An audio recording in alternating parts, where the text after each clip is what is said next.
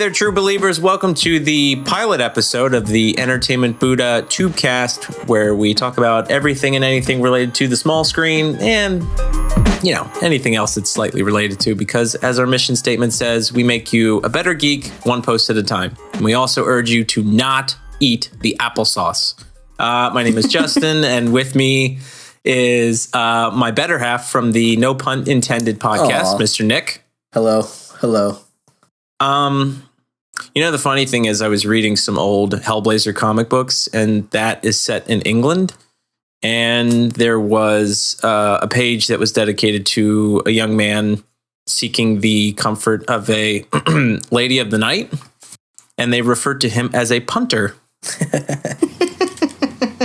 And I thought, well, full circle. You know what? Benson's was telling us. Yeah, he was telling us that that's an actual term in jolly old England. Yeah, so it's a slightly different twist on the pun, no pun intended, in that context. We'll keep ours of the legal variety. Yeah. Also joining us, radioing in from Florida, is Miss Anna. Hi. I guess it's not cold there, but you're ready for it to be cold, right?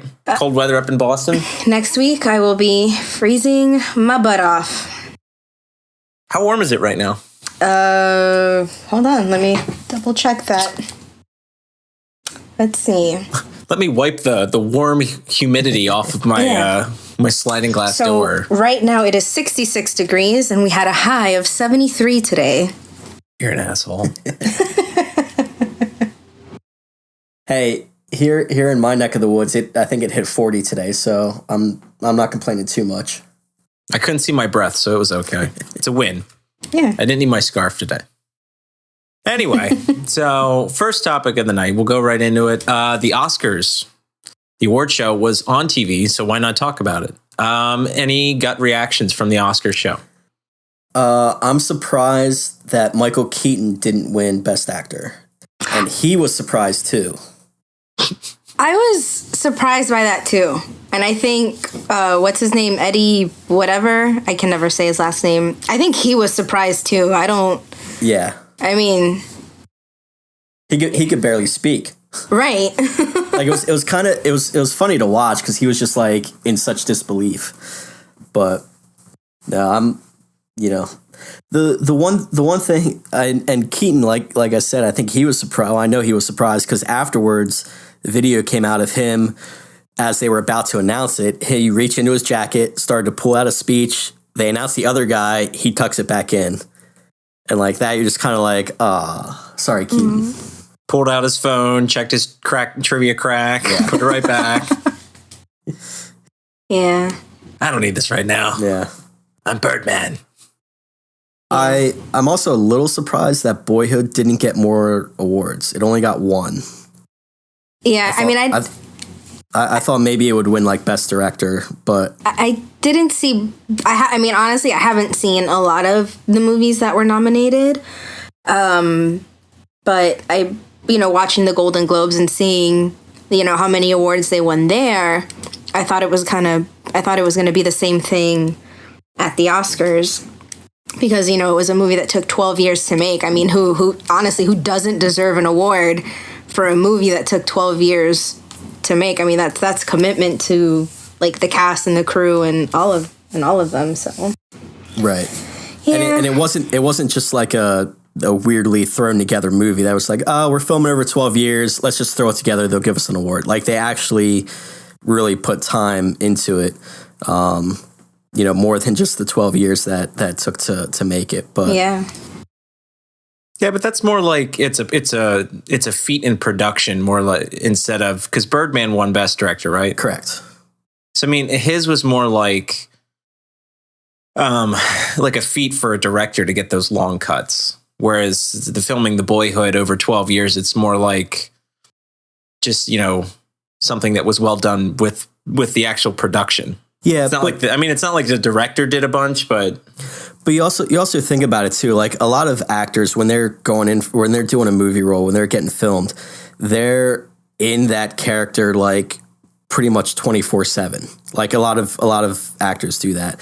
Like for Boyhood, they had to constantly be like, all right, we're filming for this time period, and then we'll see you again like next year or something like that. So they were constantly kind of going like in and out, which I think is really hard to do.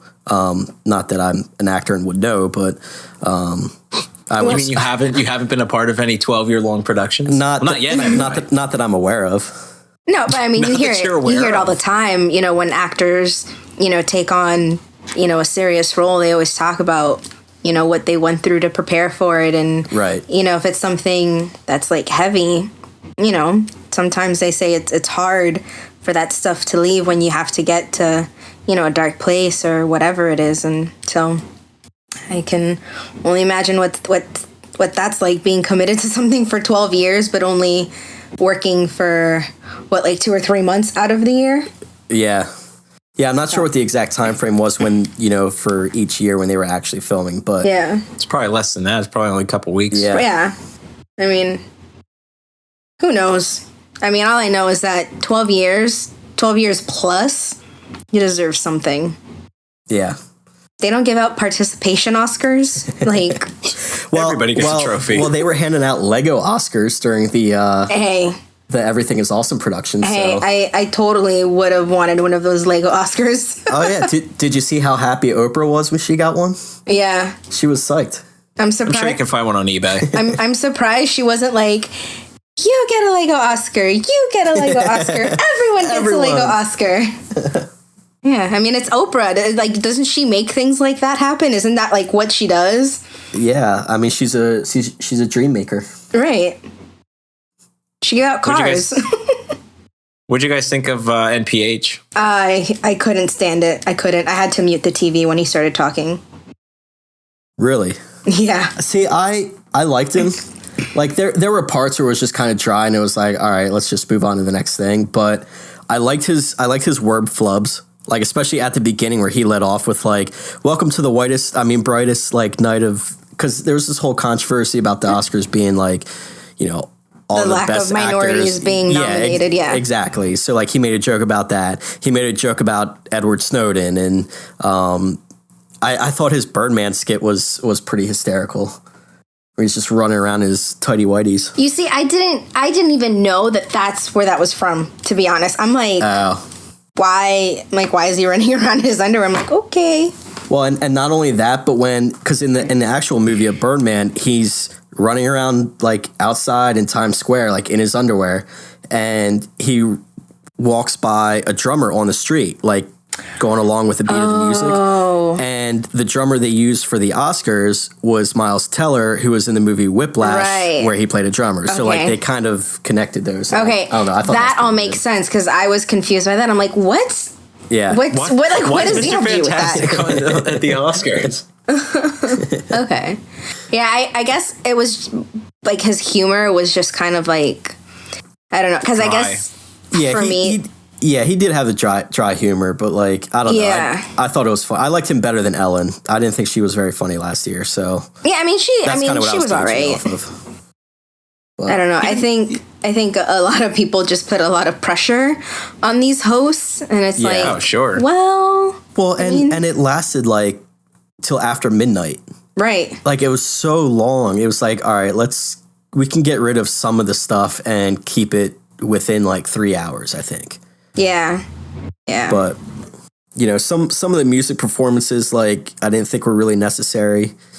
But I mean, not that they weren't good, but I just didn't think they were necessary. But I thought it was funny that the Lego movie, or they performed that song, and they weren't even nominated for Best Animated Picture, which was, I think, a huge snub. But well, NPH made a joke about it too. When they were doing Best Animated, he said, "If you worked on the Lego movie, you better not pay attention for this one." Right. Yeah. Right.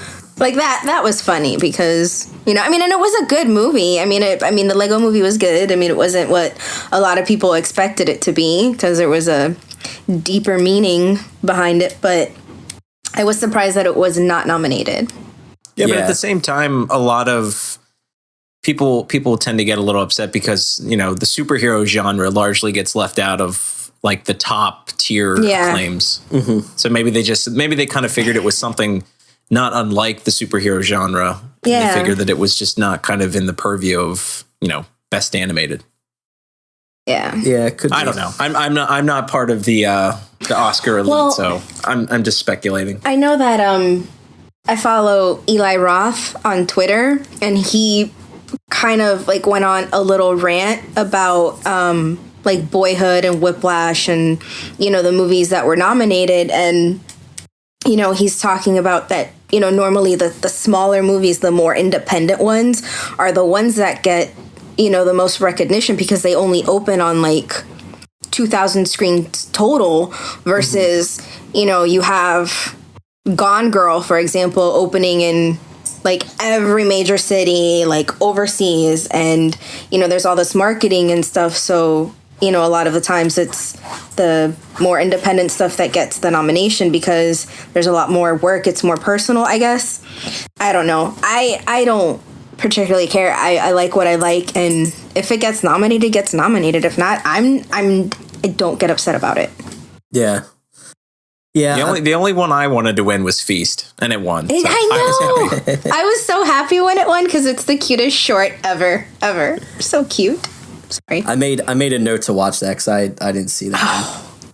Yeah, when I went to go see Big Hero 6, that was the short that was before the movie. And I'm like, oh, it's a little doggy. Anything with a dog, I'm sold. I'm sorry. Understandable. Should have been a cat. Anyway. I don't have anything against cats. I mean, my favorite NPH segue was right after one of the musical performances. He said, "Thanks for that," and then just went right into it like the next category. See, I felt like he reminded me of his character on How I Met Your Mother. A little bit, like, and I don't know how much of that like character is him in real life, but like as far as his delivery and his humor, like that's kind of what I thought he was going for. But what would have been cool to see him do is some magic tricks, because he is he's all about that stuff. I mean, he performs magic too, so I'm surprised that they didn't have him do something. I thought he would have, but he didn't. Did he make any reference to Doogie Howser or like childhood stars? He did for the one when I thought he did, but I couldn't remember exactly what. Was it Jason? I think it's when Jason Bateman was coming out. Yes, you're right. Yeah, Jason. Yeah, you're right. Something about he did well it adjusted. again. He did it again when there were two younger presenters, and he said something like they won an award, and before they were born, I already had lost an award. Oh yeah, that's right. Oh, I think I missed that one. Maybe I muted the TV, or I was just not paying attention. I don't know. Are you guys familiar with how they vote for Best Picture? No. It's different than every other other category. Every other category, it's whoever has the most votes is the winner. But with Best Picture, what they do is it's a percentage thing. So the Best Picture winner has to have over 50% of the votes. So if they go through the ballots and nobody has over 50%, they dismiss the movie with the lowest percentage and then recount. And they do that until one of the movies has more than 50% of the votes. That's so it's like 12 Angry Men. Yeah, I mean, it's trust me, it's a good movie. Well, it's like process of elimination. Then kind of, yeah. At that point. Instead of strictly going, because I guess since they can have up to 10. But then why have 10 if none of them get up to 50% and you do that? Good question. But I don't understand why they do that for one category. Like, right. So really and they don't ever release how people voted. Like that all remains a secret. So you never know that's a primetime special. This movie got this many votes. Right. This movie got this many votes. So it's, I don't know. It was really weird when I read about it before the Oscars. So I was kind of surprised that's how they did it. Listen, Oscars. If the Grammys can have that president dude that comes out all the time, and I'm from the voting committee, you know what? Give me some more voting committee people and break it down for me. Well, I think they have. How many voters do they have? I forget. I don't know, it was a really, really large number. I mean, do like, you know, is it like people that are part of like that Screen Actors Guild? Like, do they vote? Is it like who like votes? Is it? Yeah, it's. Let's see. Is it like a super secret society? Probably. Where did I see that? I don't know. Keep talking. I'll look it up. Keep riffing. Well, You have to be an Academy member. Of the Motion Picture Arts and Sciences. Yeah. what? So I guess you have to be a member. I'm not really sure how you become a member, but I don't know. Let's see if we can become members. You have to be the son of a member or save the life of a member. It's like the Stonecutters. Damn. Yeah. Right now there's over See? 6,000 members. That's what I was trying to make the reference to, but I couldn't remember the name, and I'm glad you did. Deep cuts. Deep cuts. Speaking of deep cuts, we I think the show that's on right now that has the most to talk about, the most we can discuss, is Walking Dead, which I'm going to preface this by saying that we're going to drive this RV right into spoiler town. So if you haven't seen episode 11, Distance, from season 5, you better get out. Really quick, before you go into that, one last thing about the Oscars. Lady Gaga, and this is like, you know, I guess my way of saying, like, of course I'm on the record because I'm being recorded, but like what was so frustrating about the whole thing was all of a sudden she's like in a gown and she looks like a normal person and she's talented. I mean, the woman could sing no matter what, but because she looked normal now, it was like, oh, yay, she's so talented. We love her and she's so amazing. But it's like the very same people who are criticizing her and like putting her down like her entire music career are now praising her and putting her on this pedestal. And it's like, if you knew about her, I mean, she's a classically trained, you know, pianist, whatever. I mean, Flautist. That, if you want to say that. She's a ballet dancer. I mean, she trained 6 months for that performance. So it wasn't like, you know, she's not committed to the art of singing or anything. I mean, she's as committed as they come. So people that were talking shit and all of a sudden, oh, she's the best thing ever. It doesn't fly. Sorry. Well, I think it just surprised people because like there were so many high notes and tough notes to hit in those songs that I think just, you know, as a casual listener, like people probably didn't realize she had the ability to hit theirs. So I think that's where the surprise came from. And she wasn't wearing like some ridiculous costume and mask. Right. Well, now she can just do that when she's, you know, the lead lady in American Horror Story season 5. That's right. Oh, yeah, because she just announced that. But yeah, I mean, and I've gone and I've seen one of her shows. So I mean, it's crazy. Like the performances that she gives, and she's singing live 100% of the time.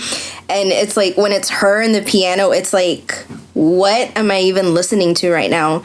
And like even with the jazz album that she put out with Tony Bennett, I mean, she's always been about jazz. I mean, I'm biased because I am a Lady Gaga fan. I will admit that. And I was not at first. I wasn't at first, but once, you know, I got to see more, I'm like, okay, I get it. There's the, you know, the music act. I get it. Pop star, whatever. But yeah, she was amazing. She did really, really good. And her fiance just bought a house in mine and Justin's hometown, so maybe we'll hang out with her sometime. What? That'll She's be funny. dating a Dutchie. Yeah, she's her and her fiance bought a house here in Lancaster County and here in good old Pennsylvania. Oh, yeah, I think I saw you put something somewhere. I don't know if it was Facebook or Twitter or whatever social feed. One of those. Yeah. We'll see her at Annie Bailey's. Yeah. Yeah. See her at the bar. Yeah, don't be surprised if you see her at like, whatever bar, not some like fancy place. Oh, she's the one bar that we frequent. She's been there in the past. Yeah. Not when I was there, but through. Why is this place so busy? Yeah, why won't they let me in? Yeah, I mean, she's all about like those dive bars, and yeah, that's her. I wouldn't call it a dive, but anyway. Right, but you know. Anna's just making fun of our hometown, Justin. I'm not making fun of your hometown. I'm making fun of any town that has a dive bar that she frequents. Right. I don't discriminate. Understood. Any other final thoughts for Oscars? No. We can go back to The Walking Dead. Sorry. Whiplash was really good, so if you haven't seen that, I recommend it. It's not my tempo. I'm gonna read Birdman. Yeah, Birdman was my favorite. Whiplash was probably a close second. Yeah, I haven't seen that either, but I really want to see that. And it's not, I think it's only like an hour and a half or so. It's not a very long film, so it's definitely worth it. So that's all I have. So seeing Boyhood and then seeing Birdman, do you think Patricia Arquette like deserved the Oscar, or did Emma Stone deserve it? Patricia Arquette did. Okay. She was really good. Like, I wouldn't have been surprised if Emma Stone won. But I think Patricia Arquette was the right pick. Okay. All right. So now we can move on to The Walking Dead. So now I can move on to The Walking Dead. So as I prefaced before, if you haven't seen episode 11, get out now. I wouldn't say it's a lot. I wouldn't say it's a lot of big spoilers, but anyway. Oh, but there are some like really big moments that happen this season. So yeah, well, shit happens in the last episode, but I wouldn't call it like, like the mid-season ending when. All right, everybody's out that doesn't want to hear spoilers. Okay, when Beth dies, and then Tyrese dies. Mm-hmm. So now the real question is this new town full of good people or full of bad people? And I'm sure because how far have you read in the comic book? Well, I actually stopped right around that part, believe it or not. I got as far as them being inside, but not far enough to know what happens. Because I'm like, I felt like knowing what I knew and watching the show, I was becoming one of those like book snobs, I guess you could say, like, oh, well, that didn't happen like that and this happened like this. So I had to stop reading it for that reason. Yeah, but I did that last week when Rick said something like, "We are the Walking Dead." I was like, they said that in the comic book like right in the beginning, and now they're just making that little right that point that they're the one that basically everything's kind of finite. Yeah, like all their supplies are finite. Anywhere they can go is finite, and it's just them against them basically trying to survive. I wish they would have played that out a little more, because I was more interested in that than them just sort of this globe trotting, trying to find another place. Yeah, because a bunch of shit's happened where it's like Sasha's going batshit crazy now. Well, I was kind of annoyed in that episode with Sasha and Maggie and Daryl. Like, I get they were all mourning their losses or whatever, but it was, I don't know. I mean, I guess because maybe it wasn't. You didn't like the pace of it? Probably. I think that's what it was.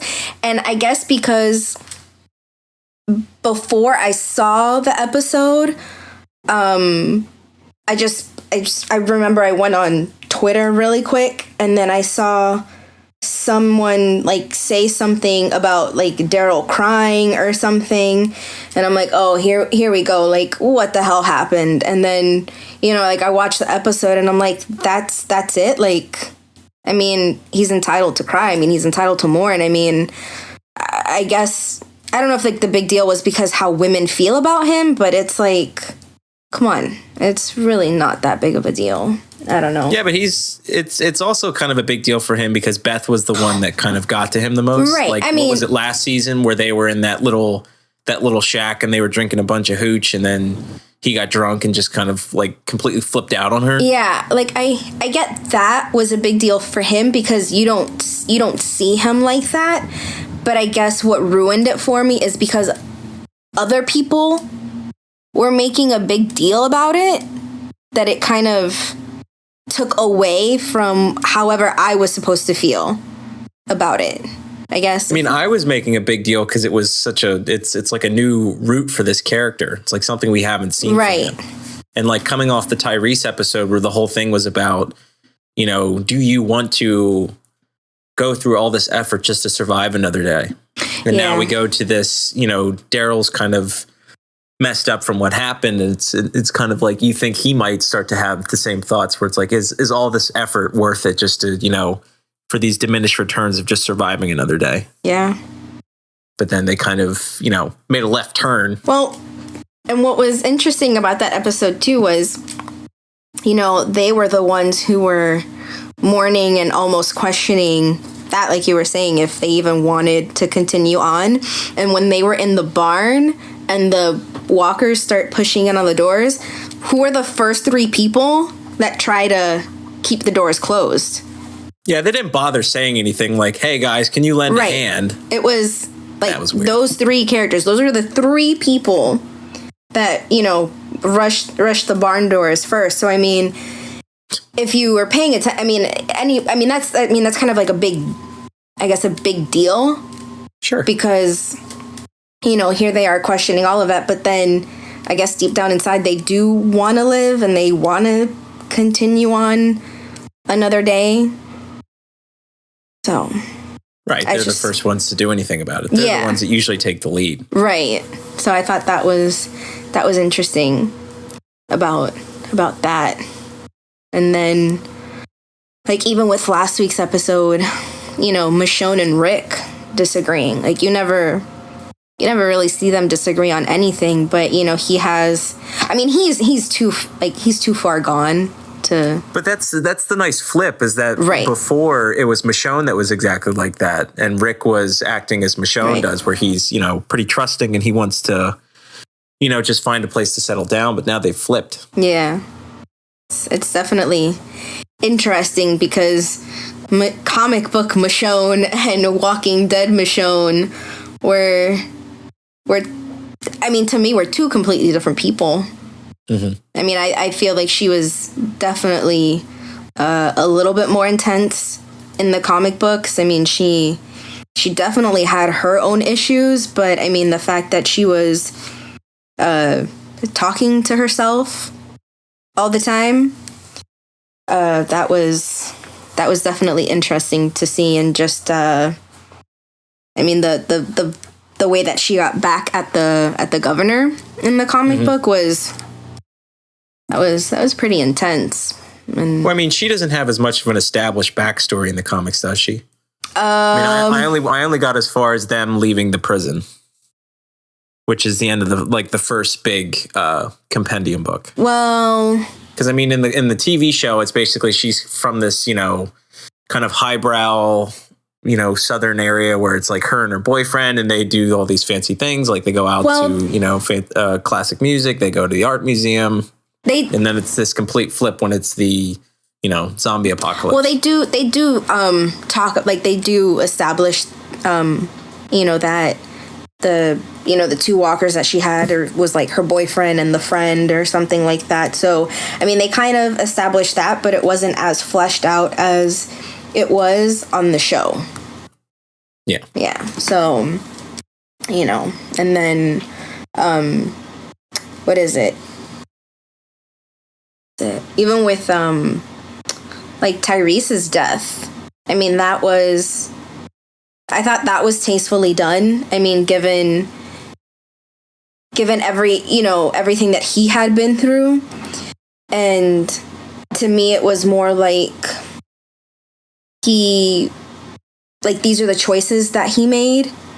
Kind of like, I mean, the way that I would see it is like, let's say before you die, this is what you see. It's like not like your life flashes before you, but it's those maybe questionable decisions that have kind of been weighing on you, and then they're just there in front of you, and it's like, do I make peace and go, or, was it the right choice? And, the Beth is there, and she's like, it's okay, let go. And the girls, Lizzie and Micah, they're there, it's okay, let go. Bob, he's like, I was in the food bank and I got bit, whatever's gonna happen is gonna happen. And then, you have the guy from Terminus, and he's like, if you would have killed me, Beth would still be alive.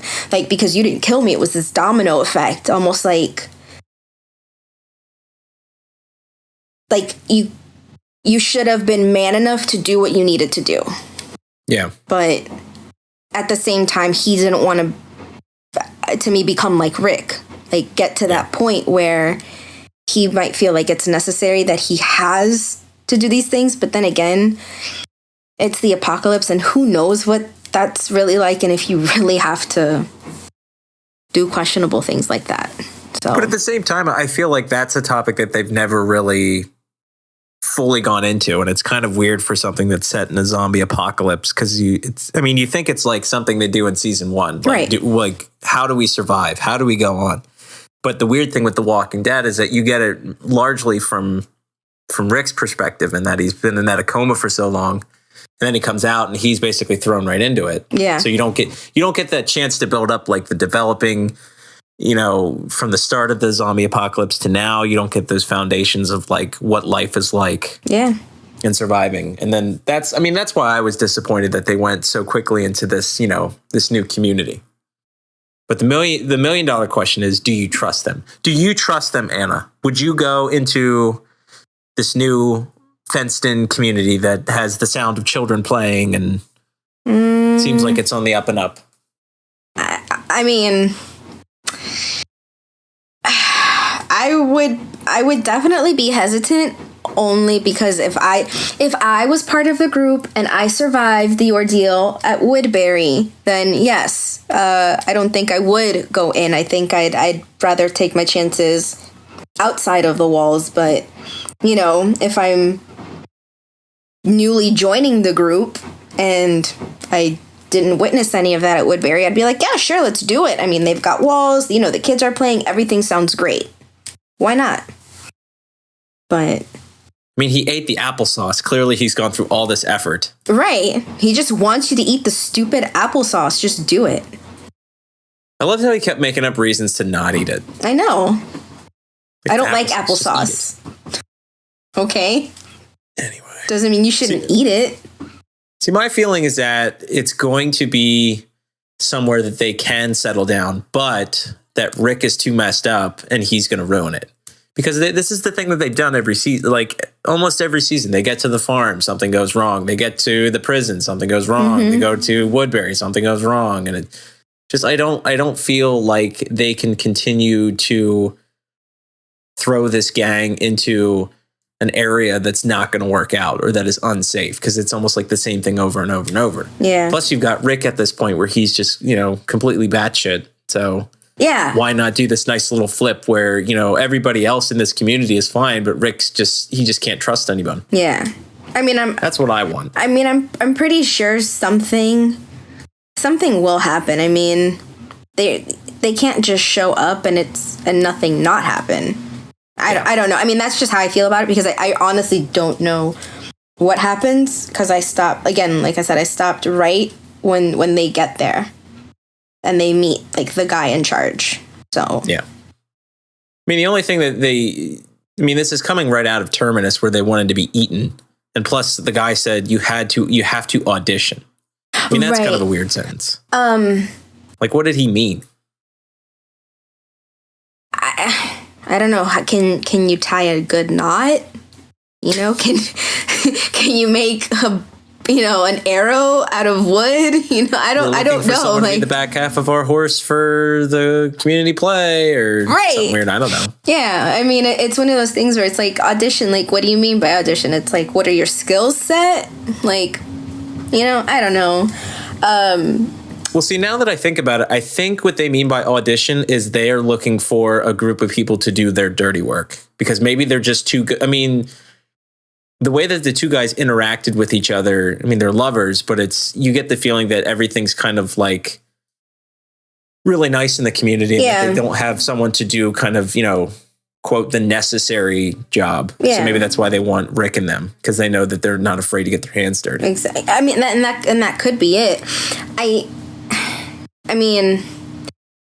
This is, I don't know if this is a big spoiler, but I'll say it anyway. I'll preface it with a possible spoiler alert. What I do remember, though, is in the comics, it's actually Michonne. She was a little hesitant, too, going, like, when they're in there, because they have to lock their weapons away. I remember that. Like, all of their weapons have to be locked away. Well, we also saw Rick put that gun in the little Tupperware thing. Yeah. So you know that there's a reason he did that. It's just what's the reason? Yeah, so I mean, I'm pretty sure, like, once they're in there, weapons will be taken away, and they're going to be upset. Doesn't Carl have his gun in the promo? Oh, sorry, spoiler. In the next promo, doesn't Carl have a gun or something? I mean, they're all walking through the house, and Carl's looking for comic books and pudding. Yeah, I remember they go in a house, and wasn't he going to open a door or something like that? Yeah. They're searching for something. Yeah. So, yeah, they're probably doing their own investigation as far as like why this seems too good to be true. Why is everybody so nice? Yeah. Why is everybody bringing me pies? Don't eat the pies, Rick. You eat the pie first. I want the applesauce. Aaron. See, this time I would want the applesauce. If they're bringing me pies, I want the applesauce. I brought you chocolate pudding. You eat the chocolate pudding first. I don't eat chocolate.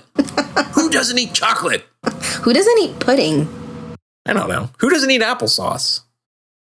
Eat the applesauce. Only if there's cinnamon in it. Oh, so yeah. I don't know what to expect. I think I'm ready for a little action in The Walking Dead, because it's all right. You've given me two. Oh, you mean zombies getting flares shot into their eyeballs isn't enough action for you? No, okay. If I'm being honest here, I need more characters to die. I'm sorry. I need more characters to die. That's fair. And it's gonna sound so wrong when I say this, but Judith, that baby, needs to die. I'm sorry. That baby needs to die. And well, that's another thing I never brought up. Like, this is like, you're bringing up a child and you have to go out and find all this crap and all this food and all these supplies. How does she look so clean all the time? How do they all look so clean all the time? I mean, Rick has a beard now, but right. Like, Daryl always looks so coiffed and his hair's nice and dyed, and everybody else just looks, like Glenn. Maybe Glenn just doesn't grow facial hair. I don't know. That's so true. Justin, was it you that was talking to me the one time about how in real life, like, where they are would be like the smelliest place in the world? Well, that's the other thing too. It's like you have all these rotting, decaying bodies. Yeah.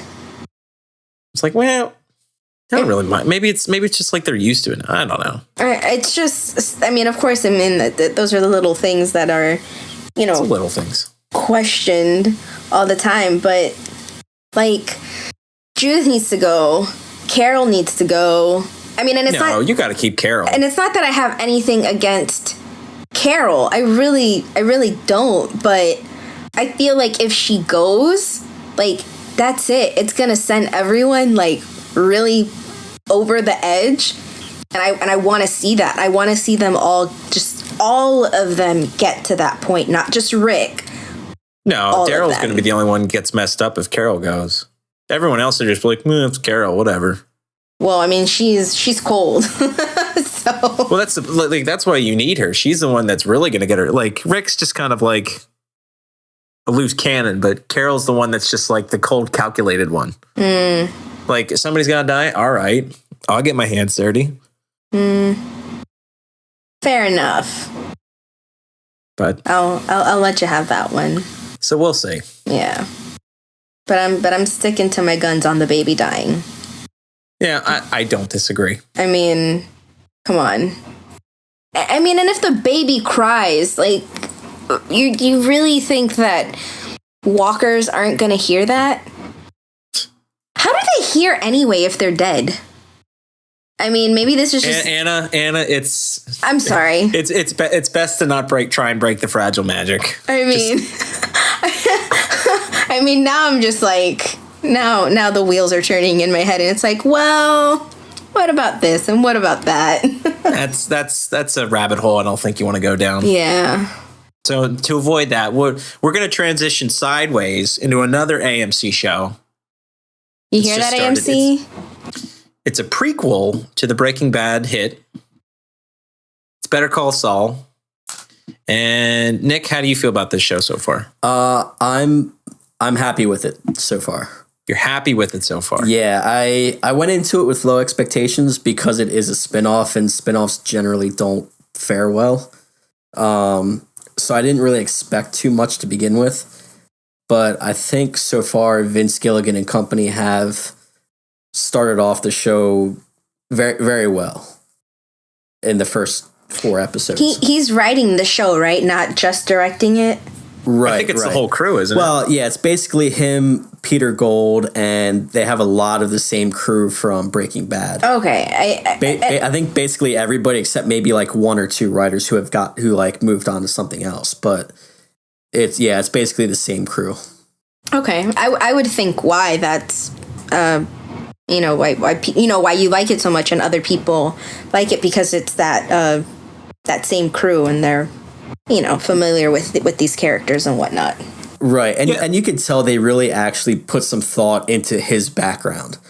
Like, some of the other spinoffs now, granted, some of the other ones have been like comedies, so there might not be like such a deep backstory or anything like that. But when I first heard that they were going to have a show revolving around Saul Goodman, I was like, really? Like how much meat on the bone do they have to chew with this? But they limited it to, I think it's going to be like 6 seasons, if I remember right. They've said that's the limit? I think so. Well, because of the year the show starts, and then when Breaking Bad starts. Oh, sure. Is 6 years. So I think that's, if I remember correctly, that's the number of seasons they're having is 6. But yeah, it kind of, it started off really well. And I mean, this past week's episode, I mean, at least for me, was a little bit slower, but you kind of expect a little lull at some point. But I mean, to your point, Saul is probably if you had to make a show, Saul is the best choice, just because he has a transition or a trajectory that you'd imagine is almost exactly like Walter White. Like maybe Saul started up being a lawyer that had the best of intentions, and then things just go bad, and he just kind of has to make a choice. It's like Walter did when he gets cancer. Right. He's trying to support his family. I mean, Saul's sort of doing the exact same thing with his brother, in that the law firm trying to push him out. So it's like he has. Well, Saul thinks the law firm's trying to push him out. They claim they're not. There's this whole back and forth. Right. I mean, but it's the same foundation that Walter White had. It's this one thing. He's trying to protect, his family or somebody in his family. Mm-hmm. So now it's more like, how far is Saul willing to go? Right. Right. And then the nice thing is that it's the same crew, and Vince Gilligan's a guy that's going to put a lot of, he's going to put the time into his world building and his character building. He's not just going to, kind of half-ass it. Right, right. And so he's going to make, and that's like going into it. Like I said, I had low expectations, but knowing Vince Gilligan was still involved and a lot of that crew was involved, it kind of helped gave me a good feeling that, all right, this might actually be pretty decent. And then, as I saw more of the trailers and the previews, I was like, all right, this could be pretty good. I mean, the only thing I would be worried about, it's the problem with Gotham in that it's got the prequel problem where you're sort of limited into the things that you can do. But I feel like with Saul, I think it's largely going to be void of things that might kind of overlap with Breaking Bad. I mean, there's some winks and nods. Like you have Mike in the first episode. You're going to have, what is it, Taco and Nacho? Tuco, same thing. Well, now I'm hungry. I know. Thanks, Justin. But like, they're not going to throw like every character from Breaking Bad in, and then it's like, you can't really do anything with them. Like, it's the problem with Gotham, where a couple of weeks ago, the Penguin was going to get crushed in like a junkyard, like car crusher, and it's like, they're not going to kill him, so this scene's pointless. Right, and there was and similar to that was the scene in I think it was the second episode of Better Call Saul, where Tuco has him and the two skateboarders out in the desert, and they're threatening to cut off his finger. And you're like, all right, we know that's not going to happen because he has all his fingers in Breaking Bad. And then I'm like, wait, does he have all of his fingers? Like, was one of them fake? And I just never noticed. But then I was like, no, they were all, As a matter of fact, you should go back and watch all of Breaking Bad just to see if you can figure that out.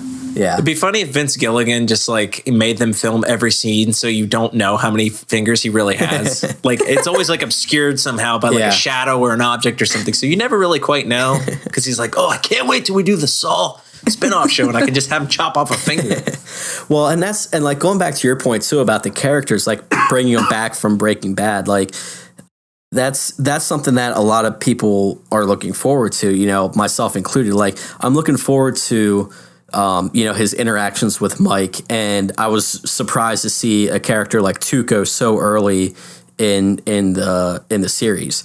I knew eventually he was going to meet up with some bad people, but I didn't expect it to be, a psycho like Tuco right away. They're going to do that. Like, he's going to bump into like Walter or Jesse or something. It's going to be like at a grocery or something. Here's my prediction. So obviously in Breaking Bad, he's familiar. Him and Jesse are familiar with each other because Jesse brings Walt in to meet him, right? Oh, that's true. So at some point, Jesse and Saul have already interacted before Walter does. So I feel like Better Call Saul is going to end its series when either he and Jesse meet or he and Walter meet, like where Breaking Bad kind of picks up. Do you know what I mean?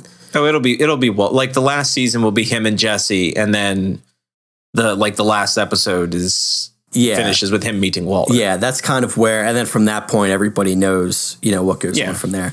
But like now seeing this, and like, granted, it's only been 4 episodes, but how well they've dived into Saul's backstory. Like, I want them to do that with Mike.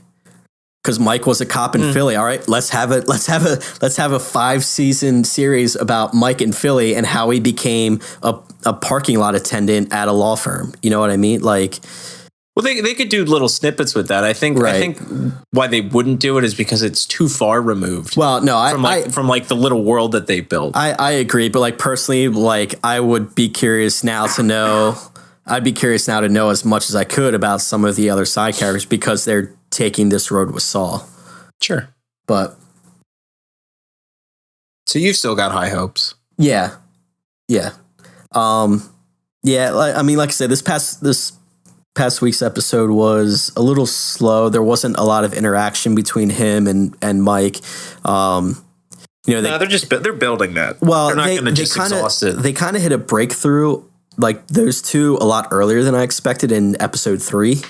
Like, you find out, Mike used to be a cop. He gives Saul a tip, and that leads Jimmy to finding, the missing family that everyone's searching for.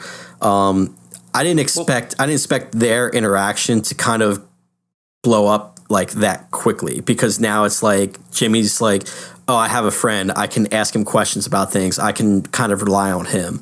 And so obviously there's going to be more to that because they work together in Breaking Bad. But I was just a little surprised that they, dove in so quickly. Well, plus we have to find out why he's Saul, how he goes from Jimmy to Saul. Well, and you didn't watch this past week's episode, did you? No, I need to catch up. Okay. Well, in there is the first Saul Goodman reference of the series in the opener. If you'd like me to talk about it, I can, but otherwise I'll let myself watch and be surprised. But yeah, they it's the first reference to that, so like that was kind of like a little victory moment for me when I watched it. A little wink. Yeah. A little haha. But plans within plans. Plans within plans, that's right. I trust Gilligan. He knows how to He knows. Yeah, and you watch Breaking Bad and you know Saul is this like kind of scumbag, bad guy, lawyer, and then you watch, the first couple episodes of Better Call Saul, you realize he's a good guy who's trying to do the right thing, but like you said, he makes some bad choices or is put in some bad situations where he has to, make certain decisions that set him on a certain path, and you can kind of see, okay, now it's kind of starting to make sense on how he became Saul Goodman, Right. I mean, if you like Breaking Bad, even though Better Call Saul is a prequel, it's kind of the same overall tone where it's somebody that was good and now they're taking this trajectory towards being somebody that's not. Yeah. And they added a dash of humor to it more so than Breaking Bad. So, well, his character is more, it's, Yeah. That's just his character. Walter's kind of a little more straight-laced kind of guy. Right. Any more thoughts on the series so far? You're pretty excited. I'm pretty excited to check it out. Yeah. I mean, I saw the first episode. I just got to get a little caught up. Yeah, it's definitely worth taking the time to watch for sure. Worth taking the time to watch? Well, we'll play this little game. If you had to recommend one TV show, what would you pick? So of all the things that are possible. Does it have to be on the air currently? Yeah. Okay. I'd probably say Better Call Saul. Better Call Saul is your pick? Yeah, there aren't really too many other shows I watch like on a weekly basis. I'm like, I have to be home to watch this at this time or I have to record it. Mm-hmm. But Better Call Saul, I need to catch up on Gotham. So that's one I gotta. Well, I dove in for the first half of the season, so I'm gonna dive in for the second half at some point. Yeah, well, Gotham. Don't even get me started on Gotham. I can write a thesis on Gotham. Well, I'm kind of interested in the episode with the Joker now, but I want to get to everything that leads up to that. He was so good. Yeah, I kind of want to get lead into everything that's leading up to that. So, do you watch Shameless? No, but that's one that I need to get into. Oh, he's so good. Yeah, it's like the whole 45 minutes out of that episode is just it's typical Gotham. And then it's like that 5-minute chunk where he turns into the Joker. It's so good. Speaking of DC Comics properties, my choice would be The Flash, just because I think, even though it's a little more superhero-y, I think it's pretty accessible for people that aren't familiar with The Flash, because I wasn't. Mm-hmm. I was not one of the devoted readers, before The Flash, but since then I've started picking it up. But it does get, I'll admit it gets a little comic booky with some of the things, like they're starting to talk about time travel, and I think it's a little, for people that don't read comic books, I mean, people that do, there's sort of like a threshold of bullshit that we're willing to, just accept. It's like time travel, whatever. People die, whatever. But it's like, I think people that don't read comic books, I think it's like, whoa, pump the brakes. He can travel through time. What? But it's fun. It's a lot of fun villains. Who's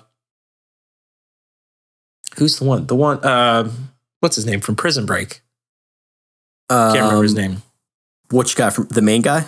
Yeah, the main guy. He's one of the big villains. It's got the guy from Ed. Wentworth Miller?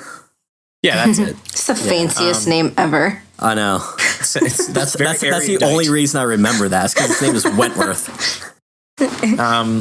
Yeah, but I mean, it's like the problem with Gotham where Flash gets it right. Flash has this very clear path to what the first season's trying to accomplish. Like he's trying to solve who killed his mother. And that, and then they like each episode is like, there's this villain, so let's take care of the villain. But at the same time, we're going to advance the A plot. Like there's this ongoing thread. Whereas Gotham's like, this is important. Nah, this is important. Nah, this is important. Somebody takes their own fucking eyeball out. I don't know what I missed after I dropped out. But I kind of gave up on Gotham after like 2 or 3 episodes. But do you feel like maybe Gotham is just trying to rip off on some of those familiar characters instead of actually make a good show? See, that's the thing. I don't know what okay. This, oh boy, now we're No, really I'm. going down a tangent. Did I really ask the important question here? No, but here's the stupid thing. Like, first off, you have to kind of think about what the end game is for Gotham. Right. So, for example, Smallville, it's like we're just telling stories about Superman, which can, we can keep going because he can just become Superman. The Flash, he already is the Flash. Arrow, he already is Arrow. So it's like these prospective, in real time things. But like Gotham, we're never going to see Bruce Wayne be Batman. We're never going to see, we're never going to see them fighting like the actual Riddler or the Penguin we'll see them like I'd imagine the last scene in the final season of Gotham is like Bruce Wayne putting on the cowl and it's like, oh, it's Batman, he's finally here, but it's like we'll never see anything. So you're setting up, I like the idea of it, but it's like you're setting up the Penguin, you're setting up the Riddler, you're setting up, is he the Joker, is he not the Joker? But it's like we're never going to see this pay off. Right. And all of the big tense moments like with Penguins, like you're not going to kill him. And then they have all these just like these characters that I don't care. Like I don't care about Barbara Gordon. She's terrible. I don't really care about Fish. She's terrible. Like if you've been watching the last couple episodes, she was basically run out of Gotham. Oh. She was on a boat. That boat was stormed by Somalian pirates. Was she wearing swim trunks and flippy flops? She was not dressed for aquatic activity. Fine. She is now in an underground black market organ farm where they chop up people and harvest their. I'm not kidding. Really? Yes. And so she's like, listen, I need to be, And I thought soap operas were bad. Well, then the thing is, like, she wants to see the person in charge, and they take her to the person in charge. And in this last episode, they're like, you're here because we want your eyes. You have great eyes. And she's like, all right. And then she takes a spoon, shoves it in her eye, and pops it out and steps on it. I swear. That's exactly what happens. It's so stupid. Oh, that makes like no sense whatsoever. I'm so glad I gave up on that show. Well, now she can come back to Gotham with an eye patch, and then everyone will fear her. Well, then I saw somewhere online was like, oh, maybe this is Fish Mooney becoming the Joker. What? Really? I don't know. I just... Does she put someone else's eye in then? Like no, she like the promo for the next episode is her with like one of those like bandages on her eye. Does anyone think it's a coincidence that Jada Pinkett Smith is on a show, portraying a DC character, and then Will Smith is going to be in like a DC movie? Sorry, I just like the coincidence of the Smiths being in two different DC projects. Yeah, but I don't know. Warner Brothers doesn't do like this cohesive big universe like Marvel does. Like that. Like the cool thing with Marvel is like when they do their Netflix shows, they're going to tie into the overall universe in like even a small way. But like Arrow crosses with Flash, but that'll never cross with Gotham, which will never cross with probably Supergirl, which will never cross with the movies. Like they have a different movie, Flash. Right. So he's out. But it's like, I don't know what the end game. I mean, every episode of Gotham is like 50% great, and then just the other 50's garbage. It's like some scenes with like Alfred, like those are great. And then every once in a while they'll have like a great character moment. And then it's just 30 minutes. Has it been announced how many seasons they expect Gotham to go? No. Like how old is Bruce Wayne in Gotham? 13? 14? Like a preteen. 12? 11? 10? Okay. Well, isn't he the age when his parents die? Yeah, well, that was the first episode. Yeah. His parents get shot. Oh, okay. See, that's how much I've been paying attention. So how old is he when he comes back to Gotham to be Batman? Probably like early 20s. Early 20s? So we're looking at possibly like a 10-year gap, give or take. See what? Oh God! Like please. if they really wanted to do it right, they could do something like that, where it's like each season is like he progresses like a couple years, and then by like season 4, maybe he's Batman. Yeah, or maybe they'll end the series when he goes off to join the League of Shadows. That's what I'm like. That'll be like the last. Like we'll never probably see the Batman, right? But everything will lead up to that. It's just that will be the final thing. Well, it is him leaving to go train with Ra's al Ghul, or him actually becoming Batman. So it's like we're showing all this preparation for really nothing. Anyway, enough about me griping.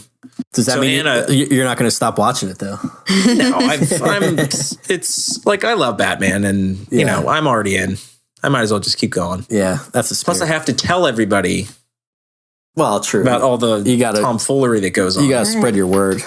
Yeah, spread my gospel. Yeah, spread the gospel. just read the books instead. Anyway, so Anna, if you had to make one recommendation for a show that everybody needs to watch, Nick says Better Call Saul. I say The Flash. What's your selection?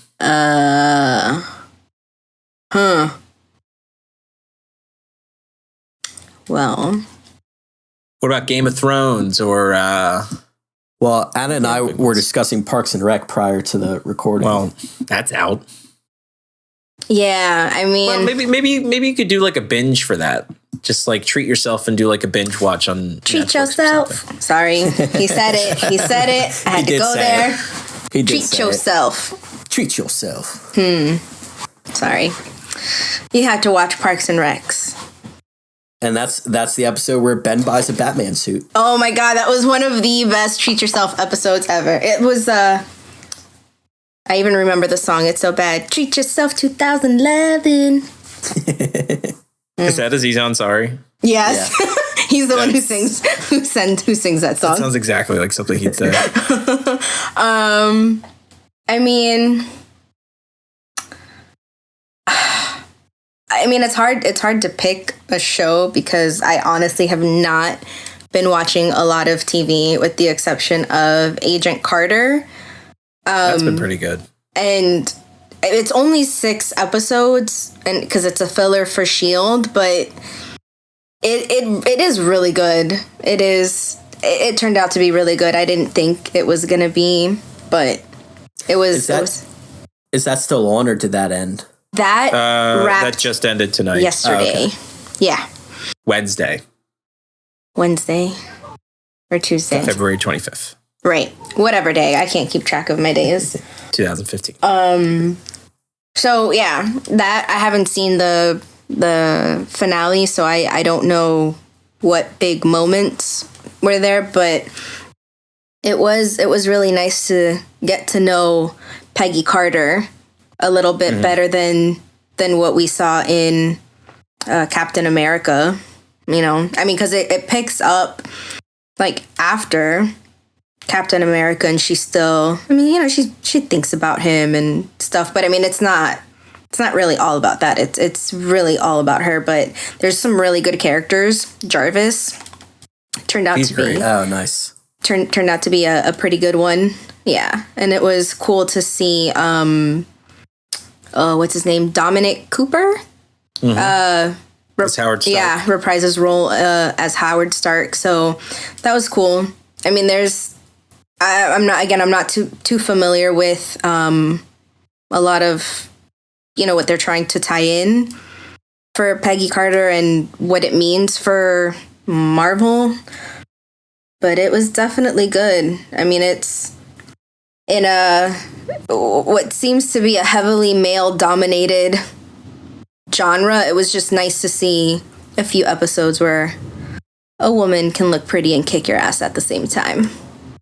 I think that's what they were trying. I mean, for the time period, especially. Yeah, that's what they're trying to show off. Yeah, I think that was a big deal. I mean, and she definitely has a lot of good moments where it's like, just look past that and see, like, I'm trying to help you. I promise I'm trying to help make all of this better.